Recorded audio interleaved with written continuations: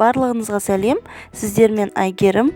Бүгін мен сіздерге осындай тайский салаттың рецептін ұсынамын. Бұл салат өте дәмді болып шығады, дастарханның көркін ашады. Міндетті түрде жасап көріңіздер, және де менің каналыма тіркелуді ұмытпаңыздар. Бұл салатты жасау үшін біз ең алдымен қара кесек етімізді ұзыншақ қылып, яғни соломка қылып турап аламыз. Мен етті көкөністердің барлығын алдын ала жуып дайындап алдым.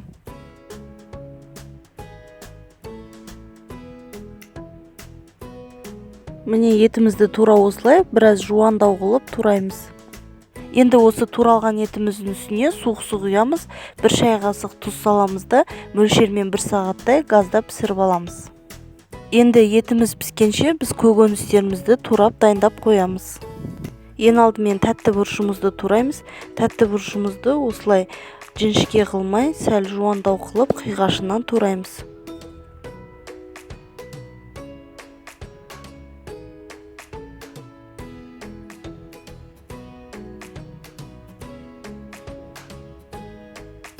Тәтті бұрышымызды тура осылай турап аламыз. Енді кезекте біз қиярымызды тураймыз. Қиярымызды да тура видеодағыдай екіге бөліп алып, осылай қиғашынан тураймыз. Немесе осылай да турауға болады. Ең бастысы үлкен емес, кішкентай емес, біркелкі туралса болды.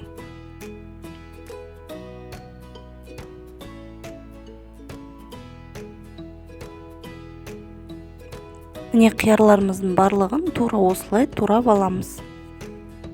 Ендігі кезекте корнишондарымызды тураймыз. Үлкендеу корнишондарды мен осылай 4-ке бөлемін, ал егер кішілеулер болса 2-ге бөлсеңіздер болады.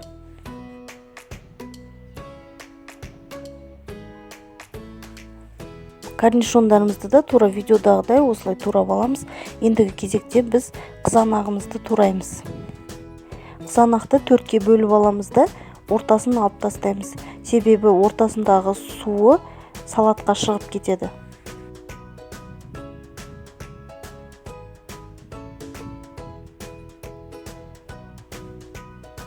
Қызанақтардың ортасын алып тастағаннан кейін осылай видеодағыдай тураймыз.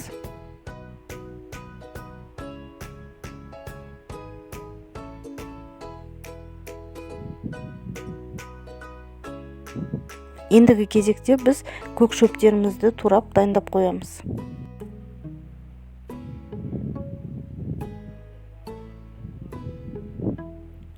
Міне біздің етіміз де пісті.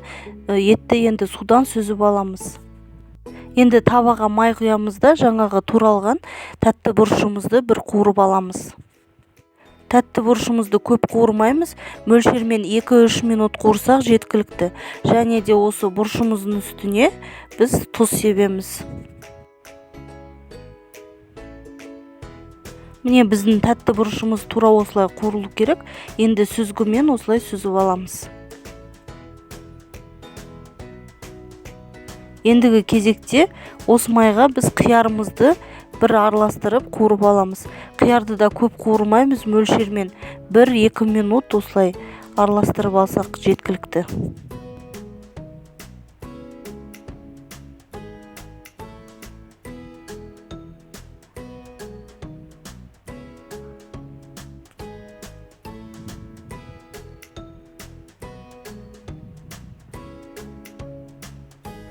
Қиярларымыздың барлығын осылай сүзіп аламыз да, енді кезекте жаңағы суға піскен етімізді жақсылап қуырамыз. Етіміз осылай қуырылып жатқанда үстіне сәл сарымсақ пен тұз қосамыз. Мен ет тартқыштан тартылған сарымсақ қостым. Және де осылай қуырылып жатқанда 2 ас қасық соя тұздығын қосамыз. Міне менің етім дайын болды. Енді етімізді де осылай сүзіп, жаңағы қияр мен тәтті бұрыштың үстіне қосамыз.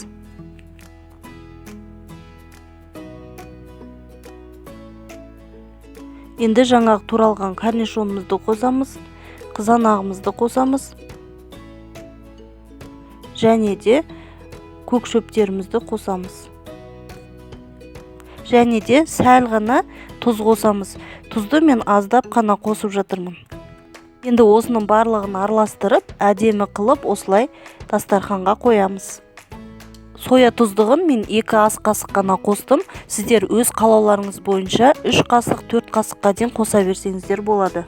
Ең соңында бетіне әдемілеп осылай кунжут сепсеңіздер болады. Бізде осындай әдемі, дәмді, адамның тәбетін ашатын осындай тайский салат дайын болды. Міндетті түрде жасап көріңіздер. Сіздермен болған Айгерім. Егер де рецепттерім ұнап жатса, каналыма тіркеліп, лайк басып, пікірлеріңізбен бөлісіп қойыңыздар.